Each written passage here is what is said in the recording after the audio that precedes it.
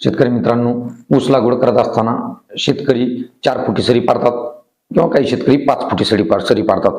मग आता या व्हिडिओच्या माध्यमातून आपण 4 फुटी सरीने काय फायदा होतो, 5 फुटीने काय फायदा होतो, त्याचबरोबर त्याचे तोटे जाणून घेणार आहोत.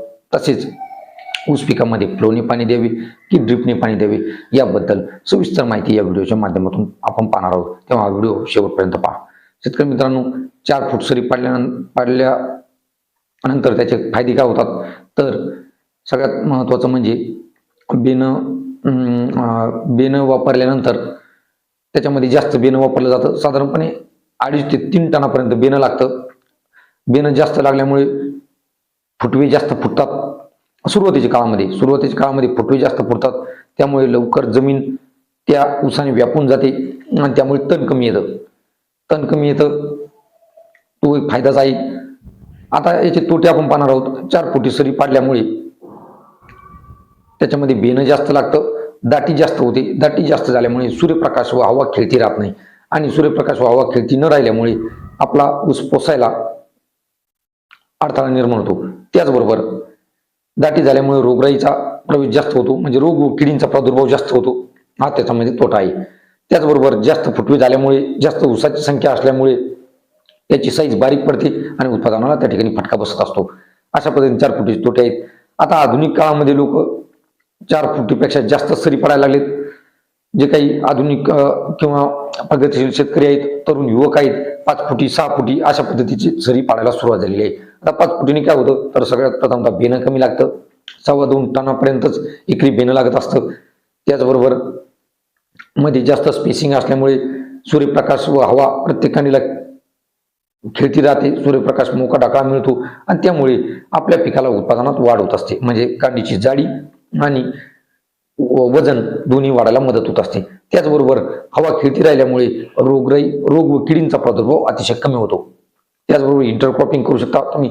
आंतर मशागत सोपी होती. मोठा ट्रॅक्टर, छोटा ट्रॅक्टर, सर्व प्रकारच्या ट्रॅक्टरने आपल्याला त्यामध्ये मशागत करता येते. अशा पद्धतीने त्याचे फायदे आहेत शेतकरी मित्रांनो.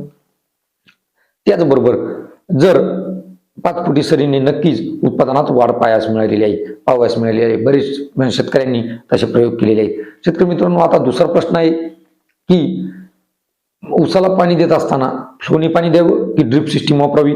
आता फ्लोने पाणी देण्याची पारंपरिक पद्धत आहे. जुने शेतकरी वापरतात. अजूनही ती पद्धत शेवटपर्यंत चालूच राहणार आहे. परंतु त्याने तोटा काय होतो, तर पाण्याचा अपव्यय जास्त होतो. 50 ते 60% पाणी वाया जातं. त्याचबरोबर खत सुद्धा पाण्याबरोबर वाहून जातं. त्यामुळे खताचा व्यवस्थितपणे त्याचा उपयोग त्या ठिकाणी होत नाही.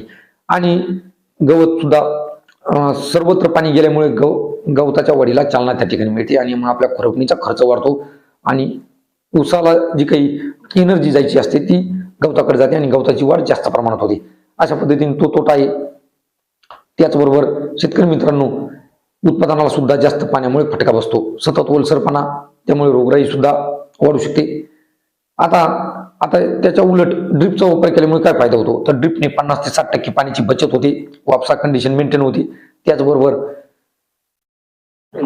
त्याला हवं तेवढं, म्हणजे डेली आपण 1 तास 2 तास पाणी दिल्यामुळे त्याला रेग्युलर पाण्याचा सप्लाय होऊन त्याच्यामध्ये हिरवीगारपणा, त्याचबरोबर एक वेगळ्या प्रकारची म्हणजे आपण त्याला फ्रेश लुक म्हणतो तशा पद्धतीचं ऊसाला येत असतो. त्याचबरोबर वापसा कंडिशन मेंटेन झाल्यामुळे मुळांना हवा खेळती राहते आणि उत्पादनाला चालना मिळत असते.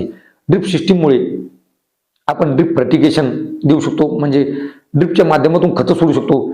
त्या खतांमुळे सुद्धा उत्पादनाला चालना मिळत असते वाढीसाठी. अशा पद्धतीने ड्रिपचे फायदे जवळजवळ सुरू ऊसामध्ये 50 टनापासून ते 80 टनापर्यंत शेतकऱ्यांनी उत्पादन घेतलेलं आहे. अशा पद्धतीने ड्रिपचे फायदे आहेत. शेतकरी मित्रांनो, तुम्हाला व्हिडिओ कसा वाटला, आवडला असेल तर आपल्या ऊस उत्पादक शेतकऱ्यांना पाठवायला विसरू नका. धन्यवाद.